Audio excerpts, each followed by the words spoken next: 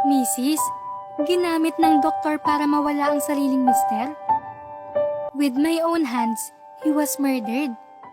Yan ang katagang nasabi ng Mrs. na si Christine sa Chico Reyes matapos niyang ibahagi ang istorya kung paano binawian ng buhay ang sariling mister sa kanyang mga kamay. Dahil sa insidenteng ito, ay totoo kaya na hindi lahat ng doktor ay dapat nating paniwalaan? Ibinahagi ni Christine sa kanyang Facebook post ang madilim na trahedya na dinanas ng mister sa kanya mismong mga kamay. Isinugod umano ang kanyang mister sa ospital nang makaranas ito ng sakit sa ulo, pagkahilo, pagsuka at pagkawala ng malay. Pagdating sa ospital, sabi ng doktor wala na silang CT scan. Tinanong ko kung anong best option since sila ang nakakaalam. I trusted them.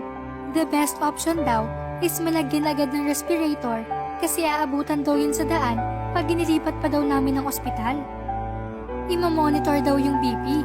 Tinanong ko ulit yung doktor kung ayun na ba yung best option para mailigtas siya. Sabi niya lang, aabutan yan sa daan. So I had no choice but to agree. Kwento niya. Pinagkatiwalaan niya raw ang sinabi nito dahil alam niyang doktor.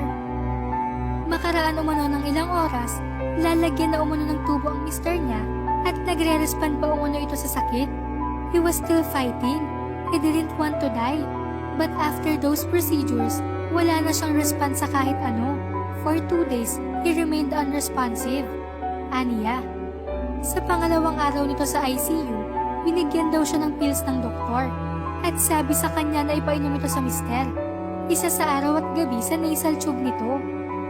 She said pampalakas daw yun ng puso. I believed her.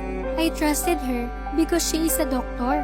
And his last night, sabi nila mataas daw yung BP kaya binababa nila. To the point na halos wala na siyang BP for the whole night. Naalala niya ang pill na pinainom niya sa mister dahil sabi ng doktor. Dito na raw siya kinutuban kung totoo ba ang sinabi ng doktor na pampalakas ng puso. Kaya sinercho mo na niya ang pill at dito nagulat sa nalaman kung ano nga ba ito. Cardivol. Its effect is immediately papabagsakin yung blood pressure ng patient. So the fact that they lowered his BP to the point na halos wala na siyang BP, plus they instructed me na ipainom sa kanya yung Cardivol na magpapatanggal lalo ng BP niya, and lied to me na pampalakas daw yun ng puso. It's like they used my own hands to finally murder my husband. Kwento pa ni Christine. Dahil dito, ay talagang malaking trauma umano ang naranasan niya. This trauma from realizing that it's me who did it to him, though I was just fooled by the doctor. Hindi ko mapapatawad yung sarili ko. Bakit naniwala ako? Pagsisisi niya. I trusted them. I believed them. Sabi pa nito sa mga doktor. Hindi raw siya makapaniwala sa sinapit ng mister sa mismong mga kamay niya. Laking pagsisisi umano ni Christine na naniwala siya sa doktor na akala niyang magliligtas sa buhay ng kanyang asawa. Pero ginamit lang pala siya ng mga ito para siya na mismo ang kumitil sa buhay ng kanyang pinakamamahal. I've been helplessly kneeling, crying in front of every one of them para iligtas siya before it was too late. But they still killed him. Pahabol pa ni Christine. Naniniwala si Christine na Diyos na ang bahala sa ganti para sa kanyang mga mister.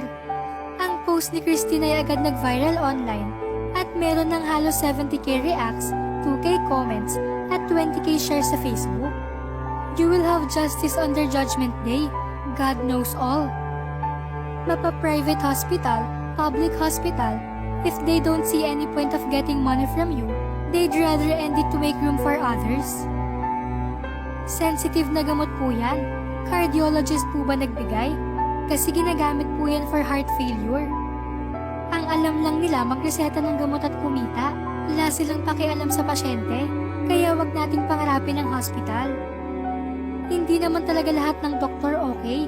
Minsan, yan pa magpapahirap sa katawan nyo dahil sa gamot na sa inyo palang isusubok.